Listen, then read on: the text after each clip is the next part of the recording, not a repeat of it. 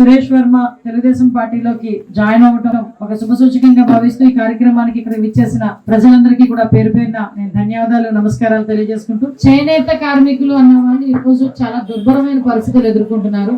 వాళ్ళకి ఎట్టి పరిస్థితుల్లోనైనా కంపల్సరీగా మనం చేదోడు వాదోడుగా ఉండాలి. వాళ్ళకి పెన్షన్లు ఇవ్వడం దగ్గర నుంచి ఇప్పుడు 200 యూనిట్లు మన కరెంట్ ఏదైతే ఉచితంగా ఇస్తున్నామో దాని దగ్గర నుంచి, ఇంతకు ముందు ఏదైతే చేనేత కార్మికులు ఒక చేయూత కింద తీసుకునే వాళ్ళు దానికి కూడా ఈ రోజు మళ్ళా తిరిగి పునరుద్ధరించి ఇంకా మనం ఎంతవరకు చేయగలం అంతవరకు చేయాలి అని ఆ రోజు కేబినెట్ మీటింగ్ లో సాక్షాత్తు ముఖ్యమంత్రి గారు మాట్లాడిన సందర్భం. చేనేత కార్మికులకి 50 సంవత్సరాలకి పెన్షన్ ఇచ్చిన పరిస్థితి కూడా ఈ రోజు ఎన్డీఏ కూటమి మనందరం కూడా చేసుకుంటున్నాం. గౌరవ ముఖ్యమంత్రి గారు, గౌరవ ఉప ముఖ్యమంత్రి గారు అందరూ కూడా సో మాకు 100 యూనిట్లు అనేది సరిపోవట్లా, మరి 200 యూనిట్లు కావాలని ఆ రోజు అడిగాము. ఈ రోజు ఇచ్చేయాలి, చాలా సంతోషం అని చెప్పి ఆ రోజు చెప్పిన సందర్భం కూడా సూపర్ 6 లో భాగంగా మీకు అన్ని కూడా చేసి పెట్టాలి. ఆల్రెడీ సంవత్సరం అయింది. ఈ సంవత్సరంలో మీకు ఉచిత బస్సు ఏదైతే ఉందో అది నిన్నటి నుంచి మీకు అనౌన్స్ చేశారు. తల్లికి వందనం కింద ఎంతమంది పిల్లలు చదువుకుంటే అంతమందికి కూడా డబ్బులు వేసిన పరిస్థితి కూడా మీకు తెలుసు. గ్యాస్ సిలిండర్లు ఆల్రెడీ 3 గ్యాస్ సిలిండర్లు ప్రతి సంవత్సరం ఇస్తామని చెప్పాం. అందులో 2 సిలిండర్లు ఆల్రెడీ మీకు అకౌంట్ లో కూడా వచ్చినాయి. ఇంకొక సిలిండర్ బ్యాలెన్స్ ఉంది.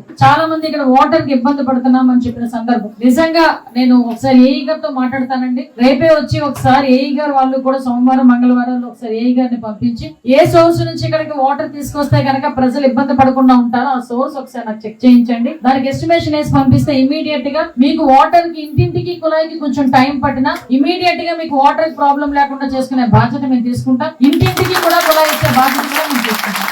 అమ్మ ఈ రోజు ఎన్ని ఆర్థిక ఇబ్బందులు ఉన్నాయండి, ఎన్ని చేయనియండి, గ్రామాలు బాగుండాలి. ఈ రోజు మీరందరూ కూడా నన్ను ఎంత నమ్మకంతో 44,000 మెజార్టీ ఇచ్చేసరికి బాధ్యత పెరిగింది. బాధ్యత పెరగడంతో పాటు ఒక పక్క రాష్ట్రంలో ఆర్థిక పరిస్థితులు ఎలా ఉన్నా కూడా గ్రామాలకు ఇవ్వాలి. ఈ రోజు లాస్ట్ 5 సంవత్సరాలు మీరు అబ్జర్వ్ చేసుకుంటేనమ్మా ఎక్కడ కూడా ఒక రోడ్ వేయడానికి కానీ డ్రైన్ కట్టడానికి కూడా ఒక రూపాయి కూడా ఎవరు ఇచ్చిన పాపాన్ని పోలే. కనీసం కాలువల్లోని గుర్రపు డెక్కాయి చెత్త చెదారం తీసే పరిస్థితులు కూడా లేవు. హౌసింగ్ డెఫినెట్ గా మీ అందరికీ ఆ రోజు నేను మాట ఇచ్చున్నా. హౌసింగ్ మీ అందరికి ఇచ్చే బాధ్యత కూడా తీసుకుంటాం. ఎందుకంటే ఇప్పటికే సర్వే జరుగుతుంది. ఎంఆర్ఓ రెవెన్యూ డిపార్ట్మెంట్ వాళ్ళు సర్వే చేస్తున్నారు. అసలు ఎంతమందికి హౌసింగ్ ఉంది. లాస్ట్ వైఎస్ఆర్సీపీ గవర్నమెంట్ లో 1 సెంటు భూమిని కొంతమందికి భూములు ఇచ్చారు. అవి అసలు వాళ్ళు తీసుకుంటున్నారా లేదా, తీసుకోకపోతే 3 సెంట్లకు జాగా మనం ప్రామిస్ చేశాం కాబట్టి అది ఎలా ఇవ్వాలి, ఇవన్నీ కూడా సర్వే చేస్తున్నారు. నాకు 1 or 2 months లో సర్వే రిపోర్ట్ కూడా వచ్చింది. వచ్చిన వెంటనే రూరల్ ఏరియాలో గౌరవ ముఖ్యమంత్రి గారు చెప్పినట్టుగా 3 సెంట్ల ఇల్లు స్థలాన్ని తర్వాత ఇల్లు కట్టించే బాధ్యతని కూడా ఈ రోజు ఎన్డీఏ కూటమి తీసుకుంటుందని మీ అందరికీ కూడా తెలియజేస్తున్నాం.